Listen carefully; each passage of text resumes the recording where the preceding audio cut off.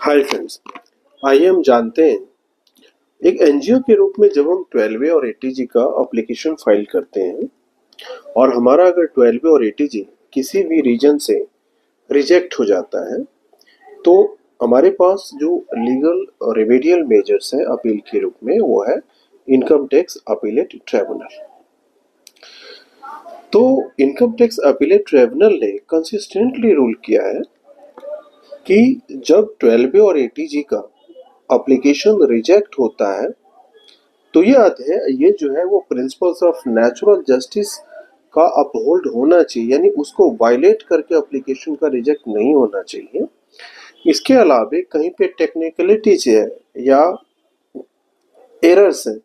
वो एक ग्राउंड नहीं बन सकता है जो आप 12A और एटीजी का रिजेक्शन हो जाए। तो इस केस में जो कुछ इम्पोर्टेंट ग्राउंड्स है जिसपे आईटीएटी रूल करता है against the 12A and ATG rejection order, उसमें से जो आपका है वो violations of the principles of natural justice. अगर असेसी को एडुकेट अपॉर्चुनिटी प्रोवाइड नहीं होती है और उसकी वजह से उसके एप्लीकेशन को रिजेक्ट किया जाता है या जो अपॉर्चुनिटी उसको प्रोवाइड होता है वो सफिशिएंट अपॉर्चुनिटी नहीं होता है, उस केस में यहाँ पे जो वायलेशन होता है प्रिंसिपल्स ऑफ नेचुरल जस्टिस और इसके कारण जो है वाईटीएटी इस चीज को काफी सीरियसली लेता है और मैटर को या तो रिमांड बैक करता है या उस टाइम पे अप्रूवल एज पर जो नेसेसिटी होती है as per the description of the court वो डायरेक्ट करते हैं। तो आपका जो प्रिंसिपल्स ऑफ नेचुरल है जस्टिस का ये वायलेशंस है। इसके अलावा जो वेरीफाई नहीं करता है, यानी जो वेरिफिकेशन जो है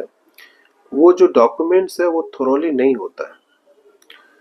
तो आप इनसफिशिएंट वेरिफिकेशन जो डॉक्यूमेंट्स का, तो जब डॉक्यूमेंट फाइल होता है उसका एडिक्वेटली वेरिफिकेशन नहीं करते हैं और जो रिप्लाई एसईसी ने सबमिट किया उसको कंसीडर किए बिना